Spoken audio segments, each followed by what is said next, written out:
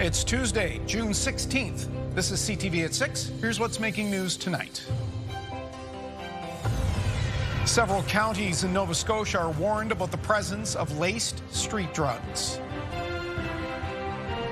Meet the professor who taught a New York Nick on his way to stardom. Warmer tomorrow, but with a few thunderstorms that could pop up in New Brunswick beginning in the afternoon. Live from our Maritimes News Center, this is CTV News at 6. Here is Todd Battis. Good evening. For several nights now, we've been reporting on an overdose crisis in Moncton. Well, tonight, several counties in Nova Scotia are being warned about the presence of laced drugs on their streets. We get more now from CTV's Jonathan McGuinness. West Hants is now the 5th county in Nova Scotia to receive a warning from the province's health authority. The alert issued Monday indicates crystal meth is suspected to contain xylazine and fentanyl. This follows similar warnings for Lunenburg, Kings, Pictou, and Cumberland counties over the last 2 weeks. That included overdoses connected to laced crack cocaine supplies. Multiple overdoses have been reported in these areas. We need to look at providing recovery services here for people in Nova Scotia right now. We need to be getting the drugs off the street, and we need to look at the practices that we currently have in place, that have been in place across the country, that I think the public are standing up and speaking up and saying, these are not working. On June 9th, NSH said Cumberland County is seeing an elevated level of drug toxicities related to fentanyl, adding that some people who suffered an overdose required multiple doses or were unresponsive to naloxone. The health authority is urging drug users to not use drugs alone and have naloxone ready in case of an opioid overdose. These warnings come on the heels of hundreds of overdoses in the greater Moncton area.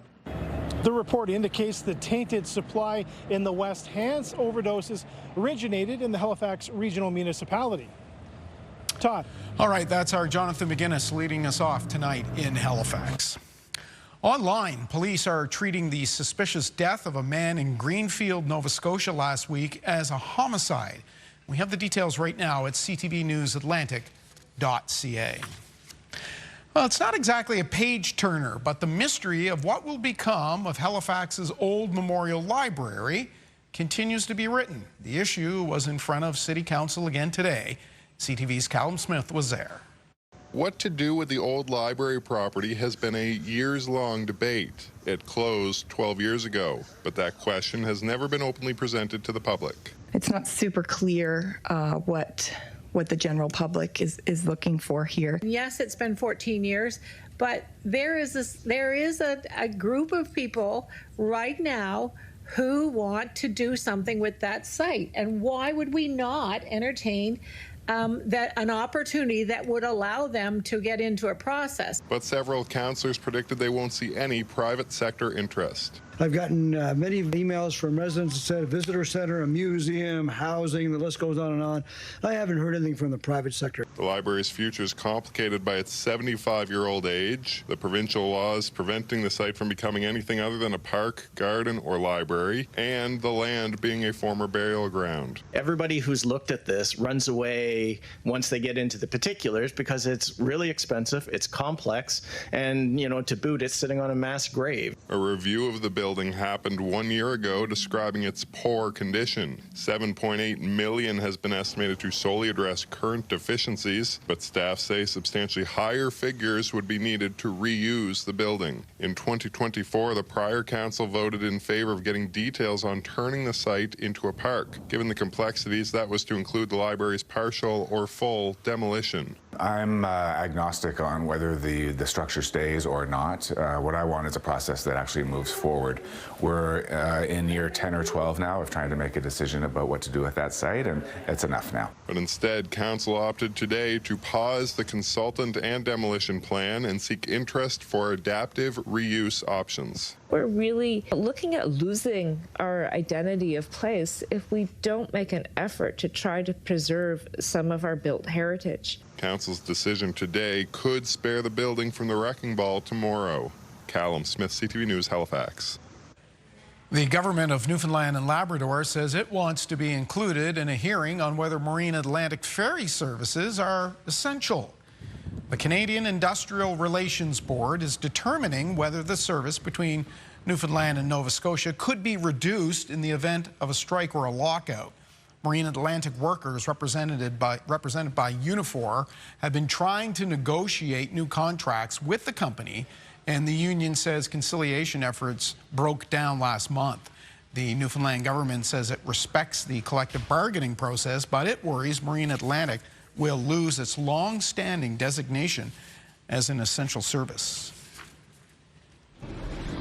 There's a look at uptown St. John right now, currently 22 degrees under largely blue skies. Let's get our first look at the weather. And Kayla Mitchell, you're going to look a little further afield because I can't believe we're saying this.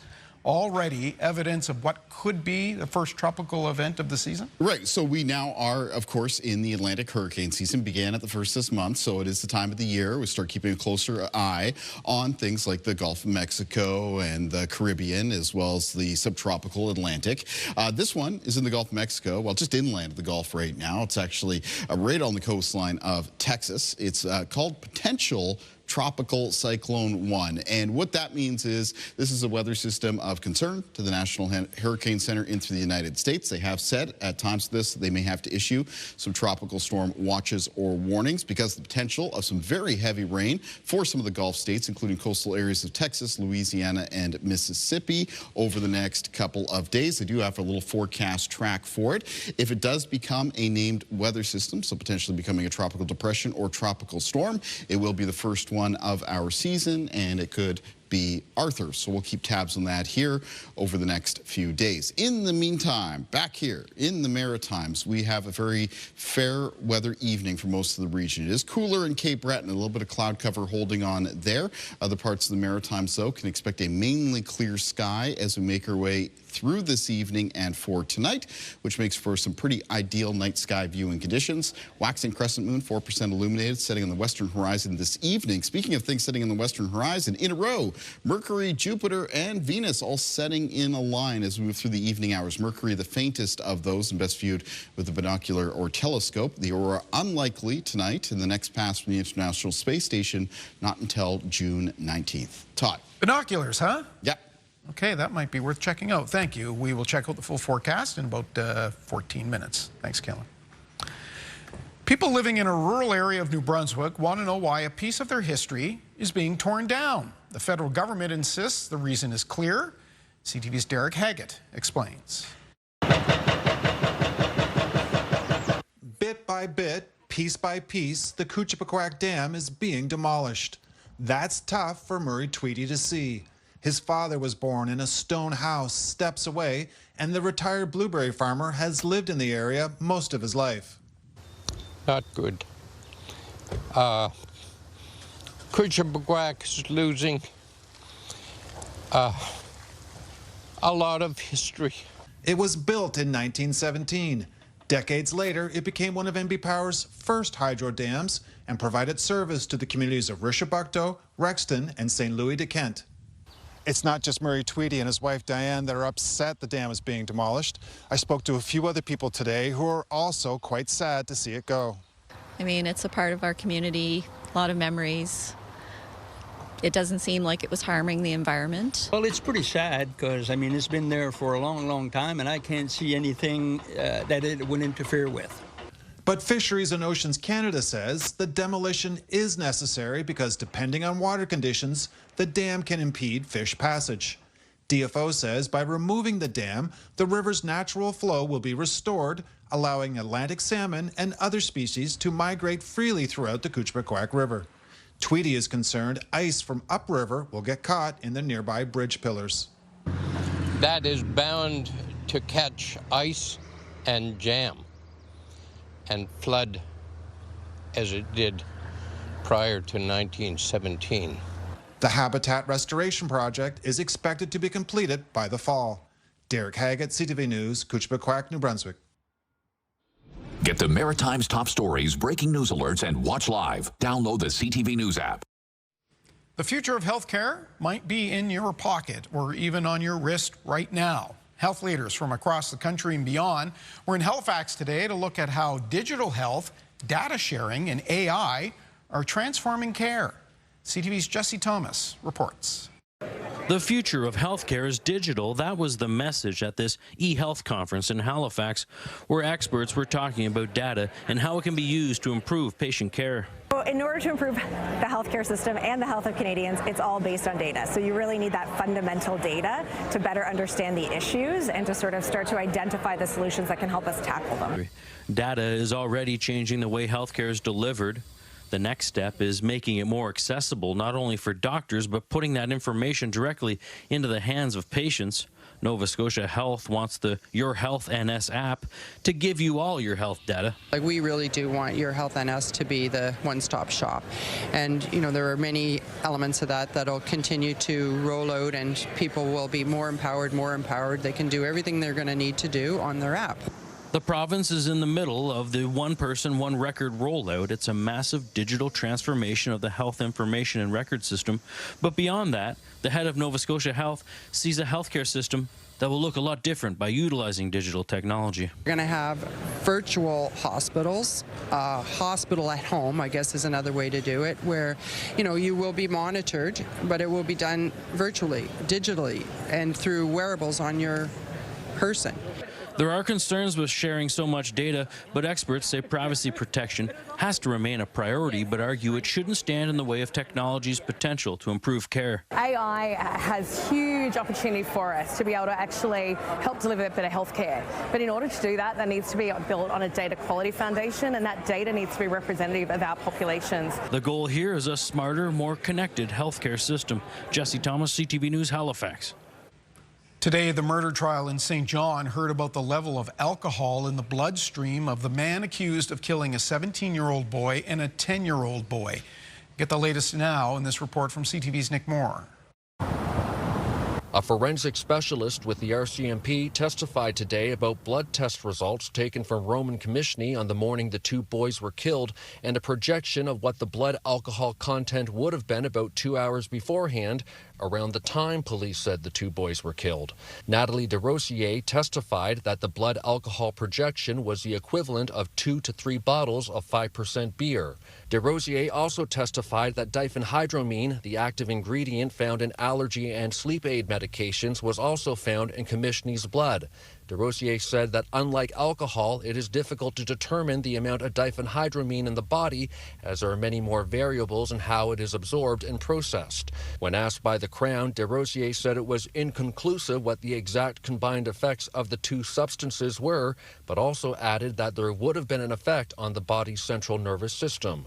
Today's second witness gave testimony about DNA found on Commissioner's clothing and 2 knives. Aubryn McBride, a forensic specialist with the RCMP's National Forensic Laboratory, said DNA from the victims was found on Commissioner's clothing. Roman Commissioner is facing 2 counts of first-degree murder. He has pleaded not guilty to the charges. Nick Moore, CTV News. We have a programming note for you now. TSN, CTV, and Crave are your home for coverage of the FIFA World Cup 2026. The tournament runs through to July 19th. Now, on certain dates, CTV News at 5 and CTV News at 6 will move down the dial to CTV2. And you can find those dates at ctvnewsatlantic.ca or scan the QR code that you see on the screen right now for a full list of those dates.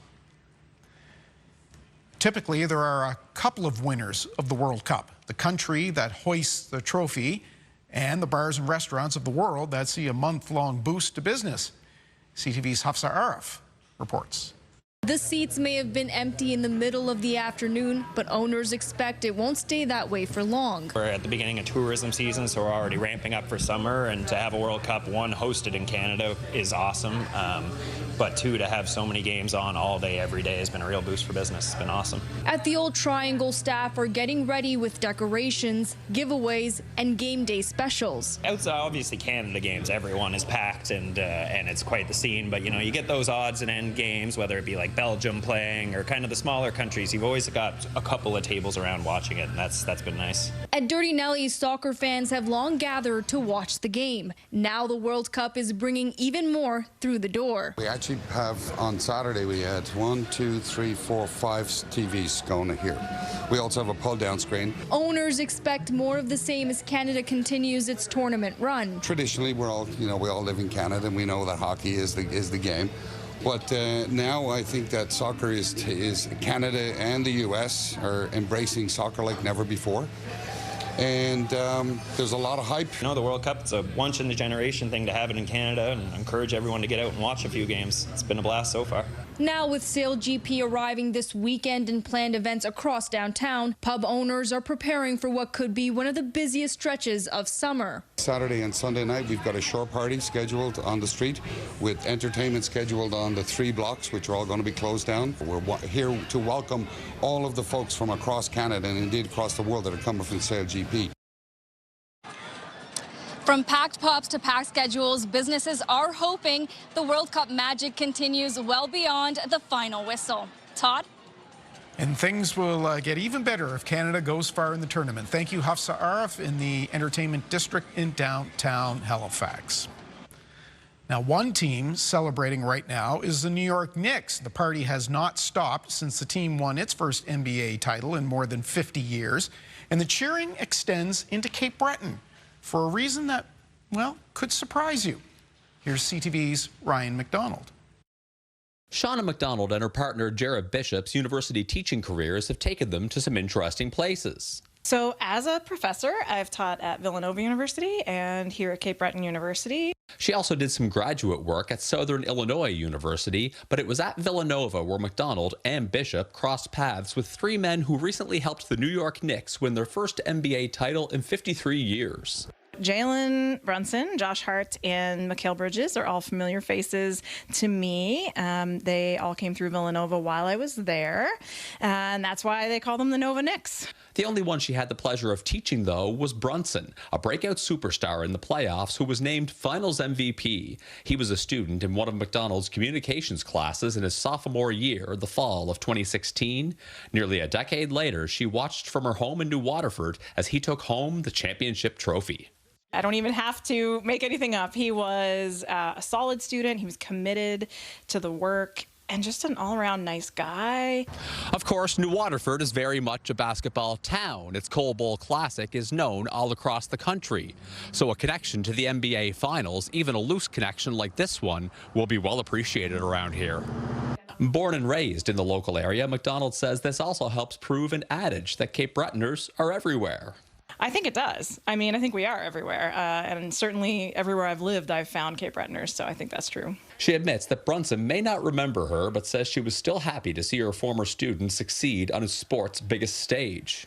I can take no credit for Jalen Brunson's success or the Nova Knicks, but it is pretty darn cool to see them win.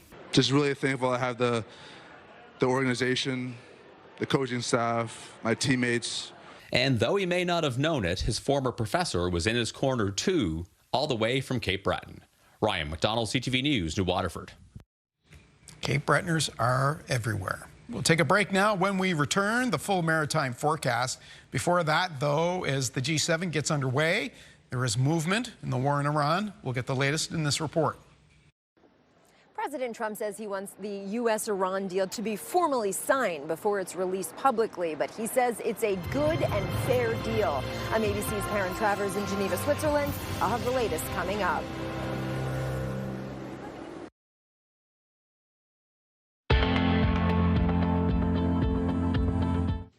This is the Campfire Conditions Report brought to you by Pine Acres RV, where customers become friends. And for the province of New Brunswick, campfires are currently allowed. In the province of Nova Scotia, campfires are permitted for most of the province between the hours of 2 p.m. and 8 a.m. There are some restricted hours in the southwestern corner of Nova Scotia, where some counties campfires are permitted between 7 p.m. and 8 a.m. That'd be for Annapolis, Digby, Yarmouth, Shelburne, and Queens counties.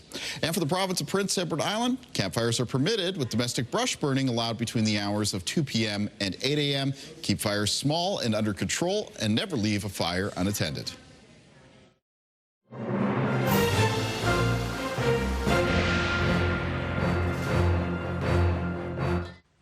Day 2 at the G7 World Leaders Summit, and the focus again was clearly on the U.S.-Iran deal. Still no public text of the agreement, and lawmakers in Washington are now calling for information and briefings. ABC's Karen Travers is overseas with the latest. President Trump at the G7 World Leaders Summit expressing confidence in the U.S.-Iran agreement. We have a deal that's a fair deal. It's a good deal. But 48 hours after the deal was signed digitally by the president and the vice president, there is still no public text of the agreement. I'd like to get a formal setting first before we do that, but I have no problem with that. Senate Republican leader John Thune told reporters he hasn't seen the agreement. We are requesting that, and I assume we will at some point hear from the administration with greater specificity about what's in that memorandum. Senate Democratic leader Chuck Schumer demanding transparency and briefings for lawmakers. No one quite understands what Trump is up to, and now he's keeping everybody in the dark. Israel also requested to see the agreement, but according to an Israeli source and a U.S. official familiar with the matter, that request was denied. Senior administration officials say the deal reopens the Strait of Hormuz and lifts the U.S. blockade on Iranian ports. But the U.S. and Iran are giving conflicting information. The president insisting the Strait of Hormuz will be a free waterway. The strait is going to be open toll-free, and it's toll-free beyond the 60 days. But senior administration officials say the deal ensures it will be toll-free for 60 days. Then the issue has to be renegotiated. Iran, meanwhile, says it plans to collect service fees in the strait. And there are questions about the negotiations over funding for reconstruction in Iran, sanctions relief, and the unfreezing of Iranian assets. Israel's operations against Iranian-backed Hezbollah in Lebanon could be a major hurdle to a final U.S.-Iran deal. Iran says they cannot make a deal to end the war until Israel's forces are out of Lebanon. But the Israeli prime minister says they're going to stay there as long as necessary. President Trump says a U.S.-Iran deal can survive if Israel continues its strikes in Lebanon. Karen Travers, ABC News, Geneva, Switzerland. Closer to home, Canadian soldiers are in the final steps of preparation before being put on alert for combat readiness. Infantry and pilots at CFB Petawawa took part in a training scenario recently. CTV's Dylan Dyson got a first-hand look at how Canada's military is training for real-world conflict. Flown into unknown enemy territory, this training is as real as it gets for Armed Forces members from CFB Petawawa. This abandoned sawmill in Quebec's Pontiac region has been staged as a real-life, modern-day combat scenario. Canadian air and ground forces have been tasked with clearing and reclaiming the area from enemy forces. This is very realistic. We have 3 times autonomous systems in the air, varying sizes of drones, and that's really the biggest thing that the Canadian Army has started to integrate training. We now have drones at the company level. The Air Force has drones accompanying them as well. In their operations, and that's really what we're seeing around the world. If you're not training with drones, then you're probably not relevant anymore. This training also crucial for Griffin and Chinook helicopter pilots who are learning to plan and execute tactical aviation missions. We had approximately a month in the field in the fall. We spent another month in the Arctic in February, and now we just finished 5 weeks of training that really focused on patrolling and trench warfare, which is obviously something that we've seen a huge comeback in modern-day battlefields. All this critical as Petawawa's 3rd Battalion of the Royal Canadian Regiment prepares to move into its readiness stage, where military members are put on 7 days' notice to move anywhere in the world and 10 days' notice to effect any mission. We are moving into a task, the Global Response Task Force, September 1st of this year, where we become Canada's 911 call to deal with any global emergencies. So this is excellent, very valuable training for that mission that we start. Certainly, the training has evolved over the last decade plus since the Afghanistan years, and now we're training for a much different battle space in terms of the type of opposing forces that we might come against. Dylan Dyson, CTV News, Petawawa. We'll step aside for a couple of minutes now. Still to come, more sun tomorrow and warmer temperatures for the Maritimes. Kalen is back with his full regional forecast after this commercial timeout.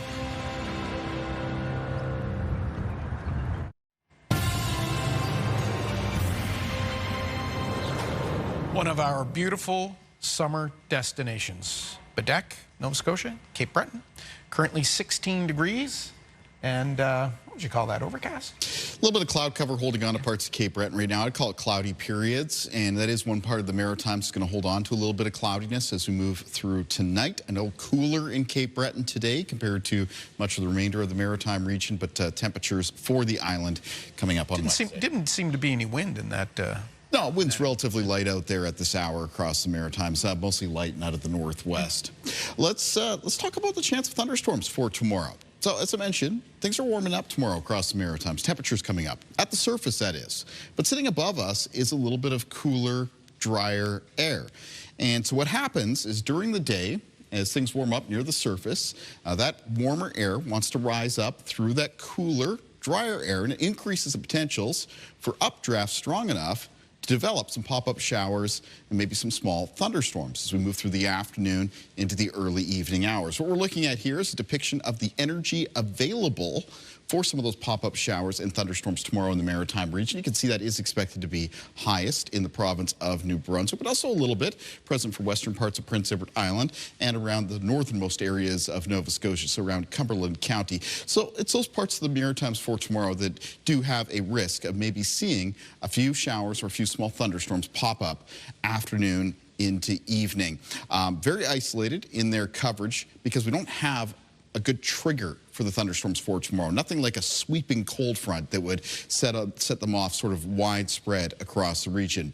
But if there are any thunderstorms that do develop tomorrow afternoon into early evening, there is a potential that maybe they could produce some downpours or even some small hail. So something to be aware of weather-wise, just in that part of the Maritimes coming up for Wednesday.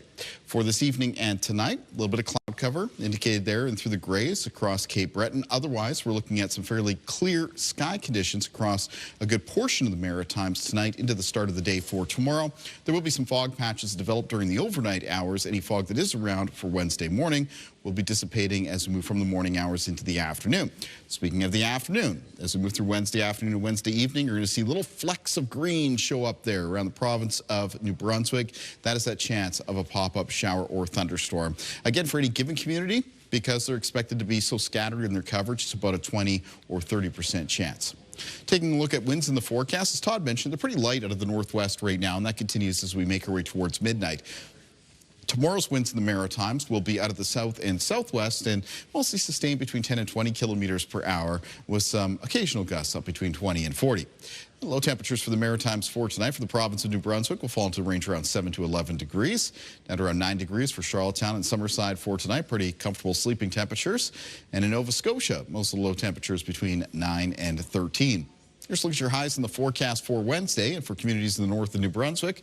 Mostly up between 23 and 26 degrees. Parts of the coast between around 19 and 21.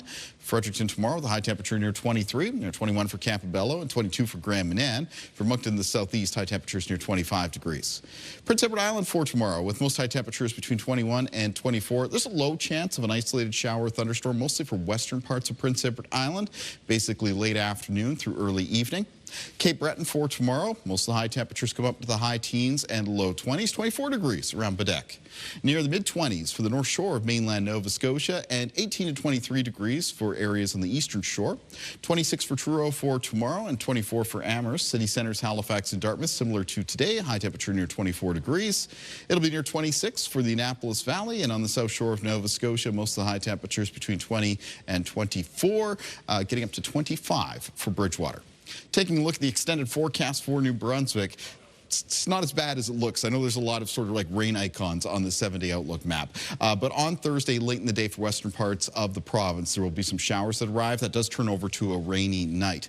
Low chance of showers in behind that on Friday, about a 40% chance. And then a chance of showers in the weekend forecast, 60% on Saturday, 40% chance on Sunday, mix of sun and cloud on Monday of next week, and a chance of showers on Tuesday.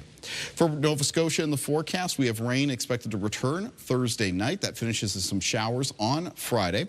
It'll be a 60% chance of showers on Saturday, a 40% chance of showers on Sunday. Next round of wet weather, possibly Monday night into Tuesday of next week. And for Prince Edward Island in the forecast, got some rain, some showers moving in Thursday night and then clearing through the day on Friday. 60% chance of showers on Saturday and a 40% chance of showers on Sunday. Mix of sun and cloud on Monday and then a chance of showers on Tuesday of next week. Todd. I am happy you qualified that because it looks like a lot of rain on there. So yeah, it did, didn't it? That's good. Yeah. Okay, we'll see you at the end of the show. Next, we'll speak with the new CEO of Sport Nova Scotia on getting more young people engaged in sport.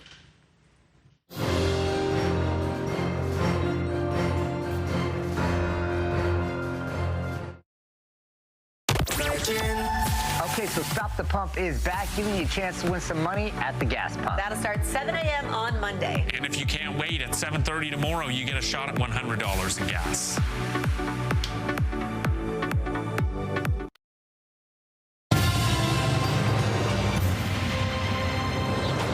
Welcome back. There's a lot of focus on sport right now, of course, with the World Cup, and we just had Winter Olympics that took place in Italy.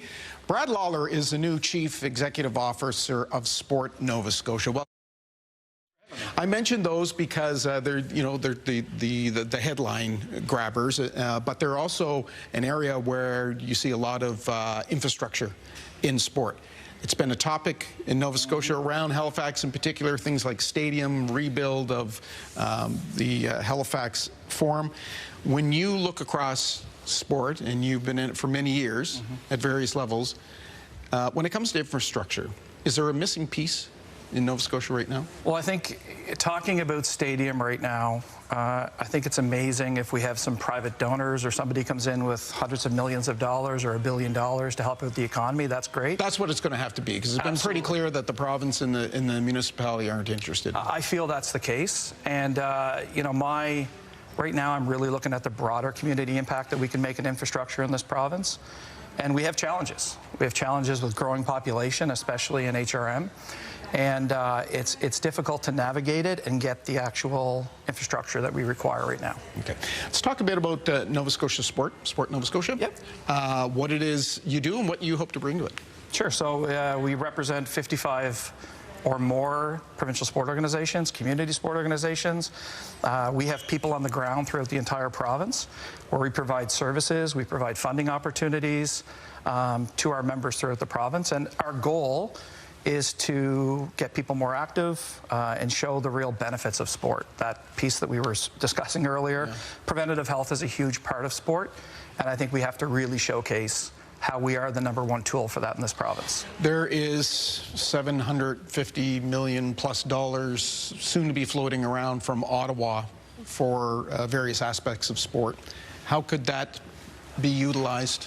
Could be, it could be massive. Yeah, it could be massive for us. I mean, we don't know exactly how it's going to trickle down. We do know a lot's coming through the national sport organizations to the provincial sport organizations. But I think we're going to try to do our best to build our case to be able to utilize some of that funding to keep up with participation. Brad, and we've done a lot of reporting on this. It's expensive.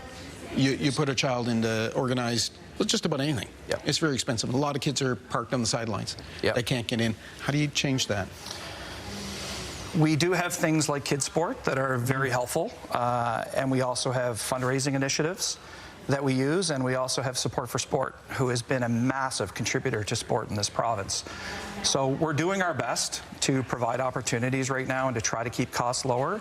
I think I do have the ability to, with my 25 plus years and the connections I have, to collaborate and be a connector and bring people together. And I think we need to do more of that to build some efficiencies as well, to be able to decrease costs where we can. There's a lot of talk about how you get the kids off the phones. Sport's a good one. Yep, it is. And, for us, we don't want to be turning kids away.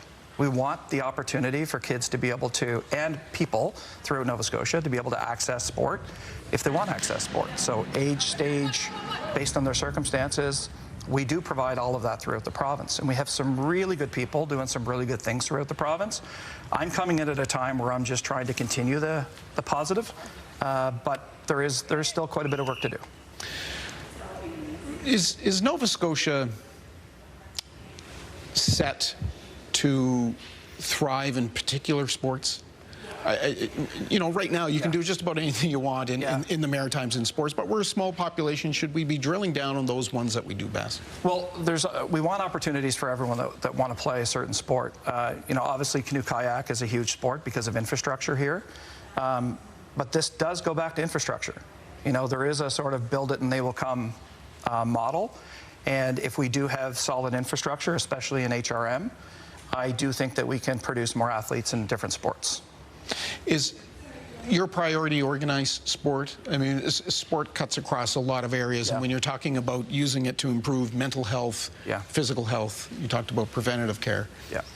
Yeah, I mean, we offer programming. We have provincial sport organizations and community sport organizations that are members of ours, but we also go into communities and help out things like YMCAs and Excel programs and different programs like that. So we're always trying to create opportunities to be active and participants throughout the province. You've been in the job a week? I have. It's huge.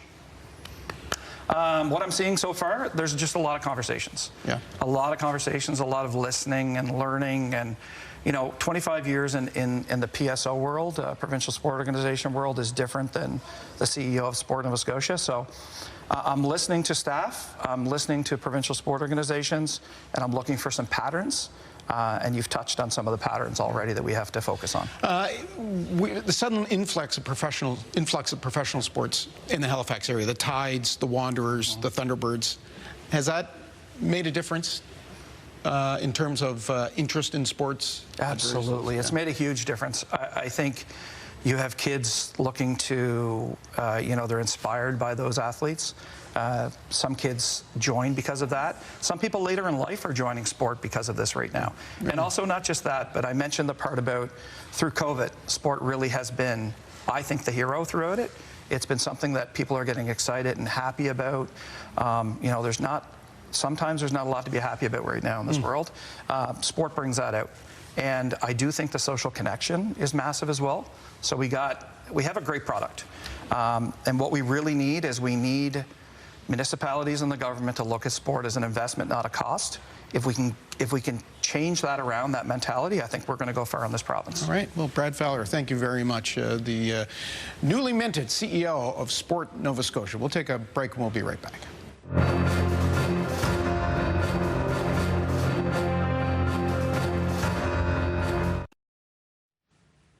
In medical news, more on those popular drugs like Ozempic. We know about GLP-1's effect on weight loss, but a new study looked at the medication's possible effects on fertility. CTV's Amanda Debison has details in tonight's edition of The Lifeline. Fertility may not be a reason for men to avoid GLP-1 medications, and in fact, they could see an improvement. After 24 weeks of treatment with GLP-1s, men aged 18 to 65 saw improved testosterone levels, healthier sperm, and higher sperm counts. That's according to a group of researchers from the Warwick Medical School in the UK. The drugs are typically used to treat diabetes and are widely prescribed for weight loss. Researchers say the study was only conducted on men with high body mass index, so it's unclear if the rest of the population would see fertility benefits. They say more studies are needed before GLP-1s could be prescribed as a treatment for male infertility. New research suggests the type of liquid you take with pills may have more of an impact than people realize. Researchers in Hungary found that some alkaline or mineral-rich bottled waters can weaken the protective coating on some pills, causing medications to release too early and potentially reducing their effectiveness. The study says drugs designed to dissolve in the intestines, including some anti-reflux and anti-inflammatory medications, are typically formulated to be taken with regular tap water. Researchers are now calling for clearer guidance on which liquids are safest to use with oral medications. Finally, it seems more parents are tracking the locations of their adult children. A new survey from a children's hospital in Michigan found more than half of the 1,500 parents surveyed digitally track their adult children who are ages 18 to 25. Most say they do it for peace of mind or in case of emergencies, but nearly 1 in 4 say it can sometimes make their worries worse. Experts remind parents that one location point does not tell the full story. They also say families should set clear rules before tracking continues into adulthood. With Health and Medical News, I'm Amanda Debison for The Lifeline.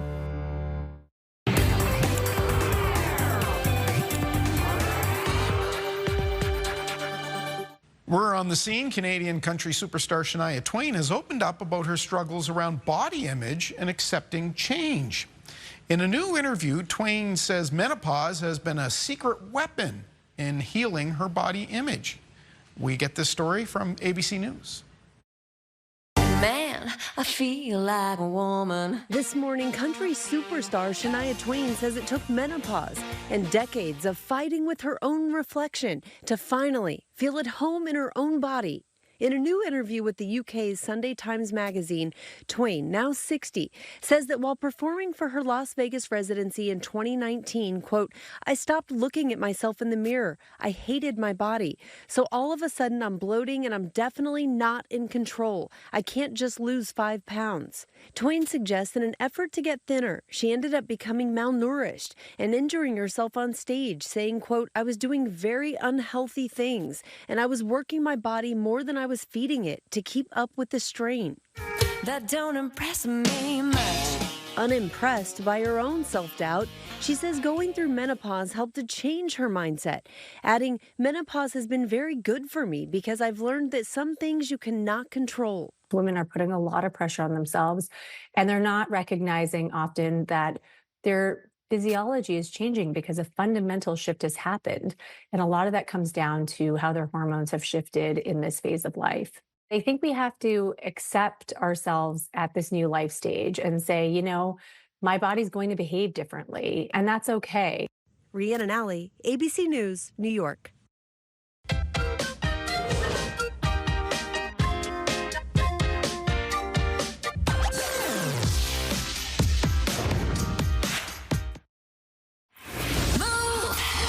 With Aaron and Peter. Hey, we're sending you to Montreal for Osheaga Music Festival with the iHeartRadio experience. All you have to do is listen to Move 100 for 10 minutes on the all-free iHeartRadio app.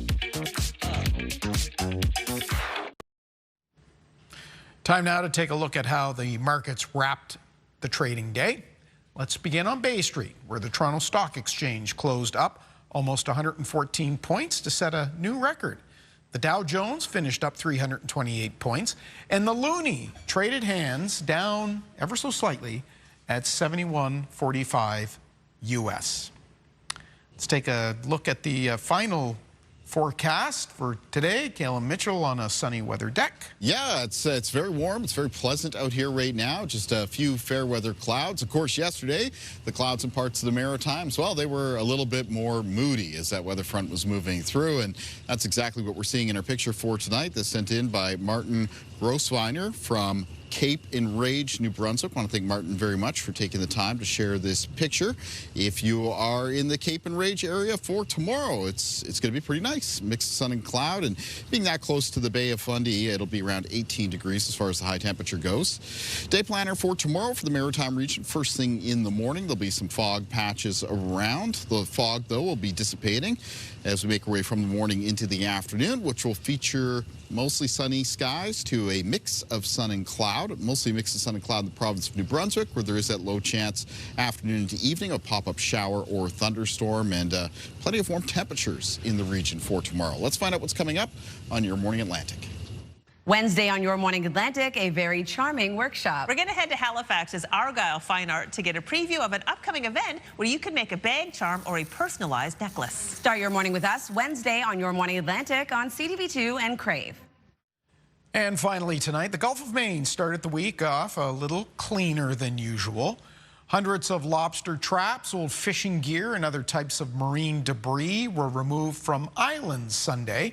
It's part of an annual mission led by the Rosalia Project. Volunteers with the nonprofit say the mission goes beyond just removing trash. It also gives volunteers a chance to collect samples for research. The effort also helps protect animals, some of whom have called these islands in the Maine Gulf home for decades and more. Good project there. That is our look at the day here at home. Bruce Frisco has your late update right here at 11:30. The CTV News website and the app have updates anytime. I'm Todd Battis. Hope to see you right back here for the midweek edition of your local news. Until then, have a good night.